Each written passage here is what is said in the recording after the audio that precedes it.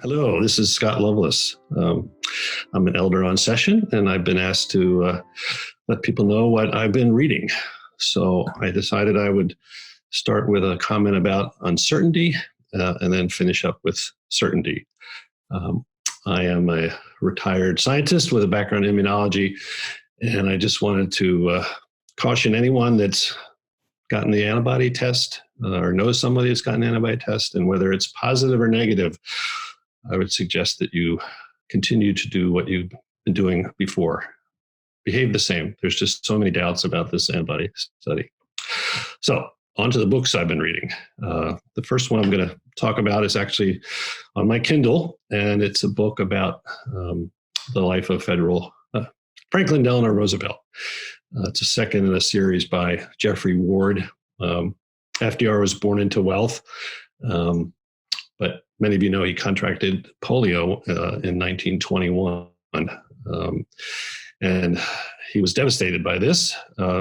He aspired to be president, like his cousin Teddy, and he had been a state senator of New York and a assistant secretary of the Navy. But once he contracted this disease, he felt his political career was over. He was paralyzed from the waist down. But this disease changed him even in some positive ways. And I think the time that he spent with fellow polio sufferers in Warm Springs, Georgia, got him in touch with the common man and the common people. And he ended up becoming a beloved president.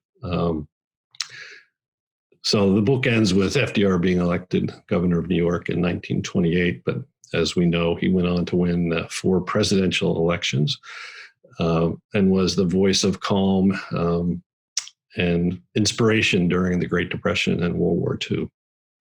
Which brings me to my next book, similar time frame, which I'm listening to on Audible. It's a book by Eric Larson called The Splendid and the Vile. Some of you book readers may recognize Eric Larson from a book he wrote, The Devil in the White City, talking about the Chicago's world exposition. I think it was in 1893. But the splendid refers to Great Britain and the vile to Germany in the years 1940 and partly into 1941. As many of you may remember, Germany had conquered France and was now sending bombers from the west coast of France over to London and other cities. The distance from Calais to the White Cliffs of Dover is only 20 miles. And Germany was a juggernaut. And the thing I took most from this book is just the never give up attitude, again, of Winston Churchill. I think if there's ever a situation where you can see that one person made an amazing difference in the life of a country, it would be Winston Churchill during 1940-41, because America at that time was still did not want to participate in another European battle like they had in World War I. And so they were letting Great Britain go it alone. But I thought Winston Churchill would get on the radio and just give these inspirational speeches, filling his people with hope during these desperate times in Great Britain. So I think both these books were really great examples of leadership during a global crisis.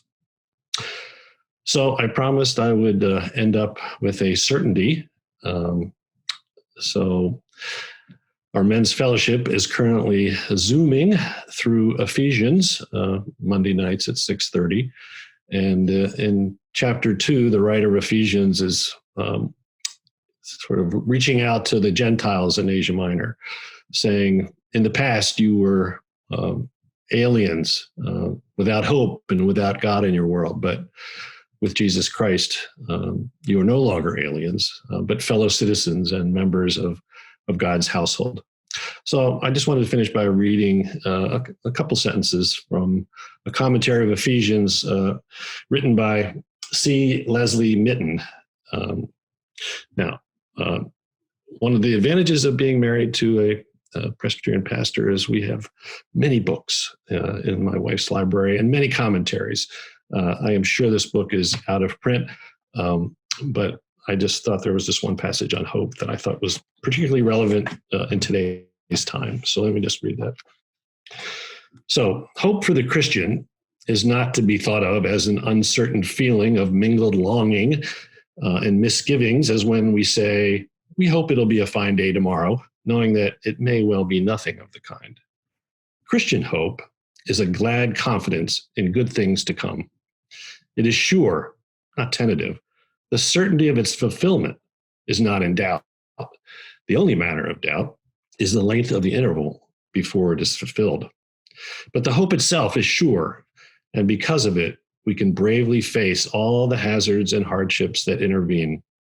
Its meaning is conveyed better by our phrase, look forward to, than by the degree of uncertainty often involved in our word, hope.